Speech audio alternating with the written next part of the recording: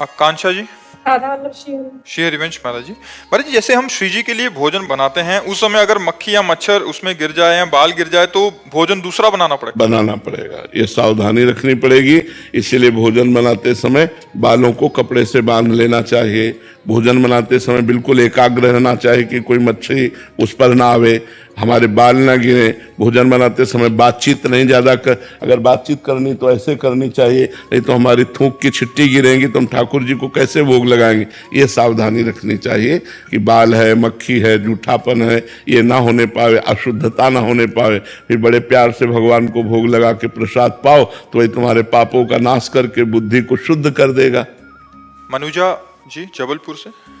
राधे राधे। राधे राधे महाराज जी। महाराज जी, रामचरितमानस के अनुसार काकभुसुंडी जी जब गरुड़ जी को कथा सुना रहे हैं, तब लोमश ऋषि के श्राप के प्रसंग में बताते हुए कहा है कि निर्गुण रूप सुलभ अति, सगुन जान नहीं कोई, सुगम अगम नाना चरित, सुनि मुनि मन भ्रम होई। हाँ, देखो, निर्गुण तत्व का जब हम ज्ञान प्राप्त करते हैं तो सांख्य योग के द्वारा हम उसको सहज में जान सकते हैं। लेकिन जो सगुण रूप में अब रो रहे हैं, हे खग हे मृग हे मधुकर श्रेणी, तुम देखी सीता मृग नैनी, अब मोह नहीं हो जाएगा। देखो, सती जी को मोह हो गया जब भगवान श्री राम ऐसा पुकार करके कह रहे थे, हे खग हे मृग हे मधुकर श्रेणी, तुम देखी सीता मृग नैनी। तो भवानी जी के मन में आया कि दशरथ पुत्र राजकुमार है। उसी समय भगवान शंकर ने जय सच्चिदानंद परम धाम की जय। ये कैसे हो सकता है? भगवान शिव प्रणाम कर रहे हैं, जय सच्चिदानंद परम धाम, सच्चिद आनंद परम धाम स्वरूप। अगर ये परम धाम स्वरूप है तो जैसे शिव सर्वज्ञ वैसे सर्वज्ञ होने चाहिए। अगर सर्वज्ञ नहीं तो शिव जी ने सच्चिदानंद कह के कैसे प्रणाम किया? अस संशय मन भयो अपारा। भगवान शंकर ने समझाया, सुनो, ये लीला कर रहे हैं, मुनि धीर जोगी विमल संतत मन से जिनका ध्यान करते हैं, ये परब्रह्म परमात्मा है। लेकिन सती जी के मन में बात शिव जी की जमी नहीं कि अगर परब्रह्म है तो हे खग मृग हे मधुकर श्रेणी, ये क्यों? भगवान शंकर ने कहा, जो तुम्हारे मन अति संदेहु तो किन जाय परीक्षा ले हो। गई और सीता का रूप धारण किया कि अगर ये राजकुमार दशरथ नंदन है तो देखते ही कहेंगे, आओ सीता मिल गई, आओ आओ सीते आओ।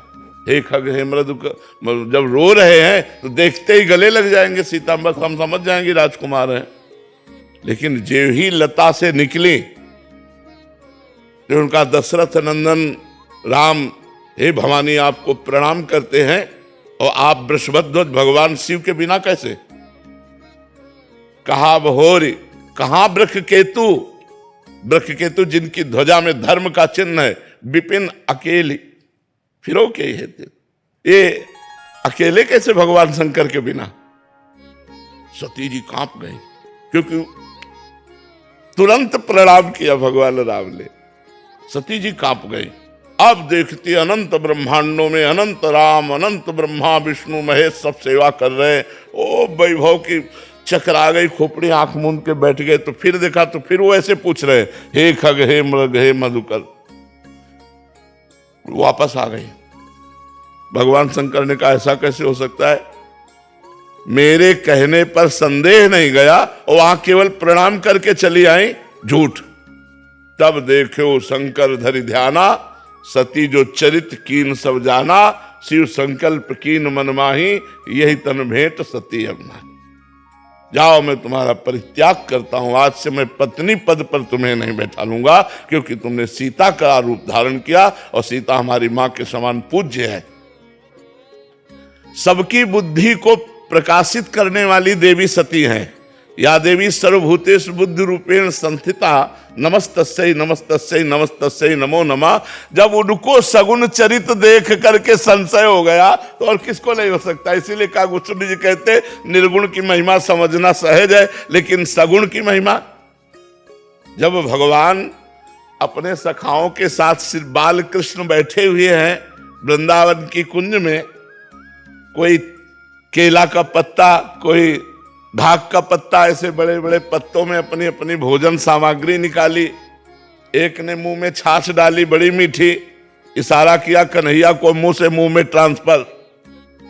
ब्रह्मा जी देख रहे पर ब्रह्म है, अहीरों के छोरा अपने मुंह की जूठन उनके मुंह में डाल रहे हैं। पहले कोई नहीं देता, क्यों? क्योंकि पता नहीं खट्टी हो, हमारे कन्हैया को खट्टी लग जाए। पहले स्वयं दाल भात, हाँ बढ़िया, अब वो अंदर जाएगा नहीं, अब वो कन्हैया के मुख में जाएगा। भगवान भाव के भूखे है ना, जैसे सबरी जी के बेर, तो भगवान सखाओं का उच्छिष्ट पा रहे हैं। हर सखा पहले माखन मिश्री जो भी है पहले पाके देखता है, स्वादिष्ट तो कन्हैया के मुख में देता है। ये बात देखकर ब्रह्मा जी को आश्चर्य हो गया, पर ब्रह्म कैसा? ये ब्रह्म है। उतने में किसी सखा ने कहा कन्हैया बछड़े तो बहुत दूर चले गए, बोले तुम सब पाओ, हम अभी ला रहे हैं।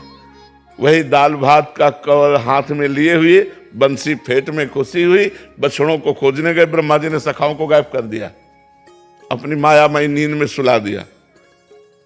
अब देखा कि बछड़े नहीं दिखाई दे रहे, तो चलो सखाओं को बताएं चल के, तो यहां है तो सखा गायब और उधर बछड़े गायब, सखा बछड़े सब गायब कर। भगवान ने देखा कि अच्छा ब्रह्मा तुम्हारी ये कला है। अरे है तो बालक लेकिन सबके बाप है, उन्हीं की नाभि कमल से तो ब्रह्मा पैदा हुए। अपने आप को भगवान ने उतने ही बालकों के रूप में, उतने ही छकड़े छीका छड़ी जो जो था सब भगवान बन गए, उतने ही बछड़े बन गए। 1 वर्ष तक स्वयं भगवान बछड़े बनकर, ग्वाल बाल बनकर ब्रजवासियों को आनंद देते रहे। परीक्षित जी को प्रश्न आ गया कि भगवान का अवतार धर्म संस्थापनार्थाय संभवामि युगे युगे, तो ये रात में बहुत सी नौ युवतियों के साथ रास परीक्षित जी ने किया। तब श्री सुखदेव जी ने कहा परीक्षित तुम समझे नहीं, गोपी नाम च तत्पति नाम सर्वे साम्य उच्चय। गोपियों के पतियों के और सबके हृदय में जो आत्मा रूप से विराजमान है, और स्व प्रतिबिंब विभ्रमा, जैसे बालक अपने प्रतिबिंब के साथ खेलता है, ऐसे भगवान अपने आप से अपने आप में खेल रहे हैं। तो बड़े बड़ों को भ्रम हो जाता है सगुण लीला देखकर, निर्गुण लीला में कोई भ्रम नहीं होगा, क्योंकि निर्गुण की कोई लीला ही नहीं। वो तो आत्मस्वरूप पर ब्रह्म परमात्मा स्वरूप है, उसका ज्ञान प्राप्त करो, इसमें स्थित। और इनकी लीला 6वां दिन है, छठी मनाई जा रही है, और पूतना को मार दिया 6 कोस का शरीर जिसका। अब कैसे समझ में आवे इनकी लीला है? जो परम ब्रह्म परमात्मा एक पैर अपना बढ़ाते हैं तो ब्रह्मलोक तक चला जाता है। वो नंद बाबा की ऊंची डेहरी में चढ़ने की कोशिश की तो हाथ आगे हो गए और पैर जमीन से उठ गए, तो बीच छाती में रो रहे हैं ऐसे उसमें। और नारद जी आए थे दर्शन करने, तो नारद जी ने देखा कि अरे ये रो रहे पर ब्रह्म परमात्मा। तब कहा भगवान हम पार कर देंगे। बोले तुम्हारे लिए नहीं कर रहा हूं ये मैया के लिए कर रहा हूं। मैया रोए कस के, मैया दौड़ के आई और देखा कि लाला कष्ट में ऐसे गोद। नारद जी कह रहे प्रभु प्रभु आपकी लीला आप ही जाने, नंद की डेहरी नहीं पार कर पा रहे आप, और एक चरण बढ़ाए तो ब्रह्मलोक तक पहुंच गया। तो सगुण लीला को जानना अत्यंत कठिन है, निर्गुण को तो ज्ञान के द्वारा जाना जा सकता।